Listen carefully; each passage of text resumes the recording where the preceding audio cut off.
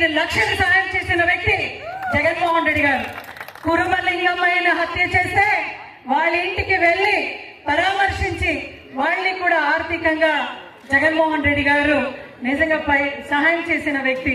ఇవన్నీ కూడా ఎందుకు చేస్తున్నారంటే ఒక హరిజన బిడ్డ అందరూ కలిసి 14 మంది సామూహిక అత్యాచారాలు చేస్తే ఇంతవరకు హోమ్ మినిస్టర్ గారు అనితమ్మ అదే సామాజిక వర్గం దళిత సామాజిక వర్గం ఒక్కసారి వచ్చి ఆమె పరామర్శ చేసి పాపానికి పోలేదు.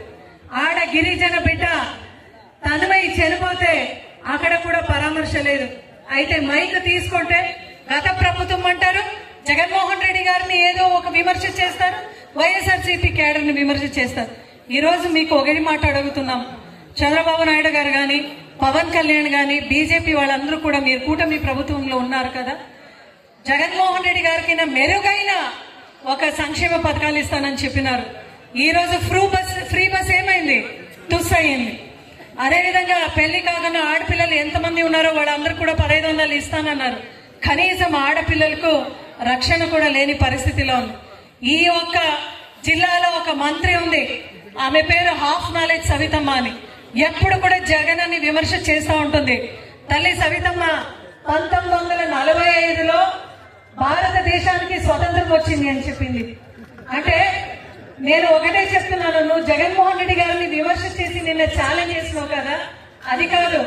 జగన్మోహన్ రెడ్డి గారు నాడు నేడు స్కూల్ కట్టించినారు కదా, అక్కడ పోయి 1947 స్వతంత్రం వచ్చింది అని ఫస్ట్ నేర్చుకున్నావు, తర్వాత నువ్వు రాజకీయం మాట్లాడు అని చెప్తున్నాను.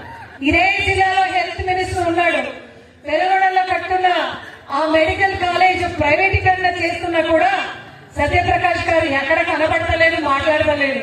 వీళ్ళ ఒక పాలన అని నేను అడుగుతున్నాను. ఇక్కడ బాలకృష్ణ గారు మహిళల పైన ఇంతగా అత్యాచారం జరిగినా కూడా ఒక్కసారి వచ్చి ఆయన పలకరించినారు. ఫిలిం లో మాత్రము ఎక్కడ అన్యాయం జరిగితే ఆడవాళ్ళకి నేను అక్కడ టక్కని ఉంటాను అని చెప్తుంటారు. ఎక్కడ సార్ ఫిలిం కు రియల్ లైఫ్ కు చాలా తేడా ఉంటుంది. వీళ్ళు మాత్రం మాట్లాడేది కేవలం ఓటు కోసం.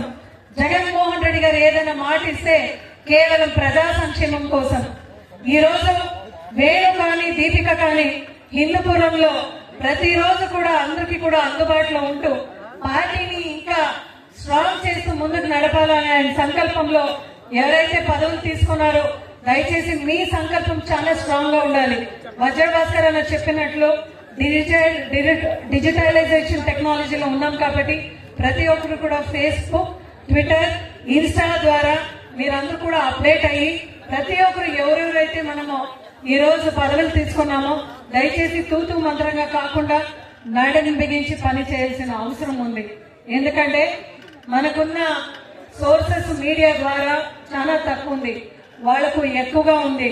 అపప్రచారం చేసే దాంట్లో, అదేవిధంగా అపకీర్తి చేసే దాంట్లో చాలా ముందుంటారు వాళ్ళు. కాబట్టి దయచేసి పదవులు తీసుకున్న వాళ్ళు ప్రతి ఒక్కరు కూడా మీరు గ్రామ స్థాయి నుంచి చాలా ఎక్కువగా కృషి చేస్తూ పని చేస్తూ, ఫర్ ఎగ్జాంపుల్ ఎక్కడైనా ఒక ధర్నా జరుగుతుంది అంటే ఆ పంచాయతీలో ఒక పంచాయతీ అధ్యక్షుడు ఉంటాడు.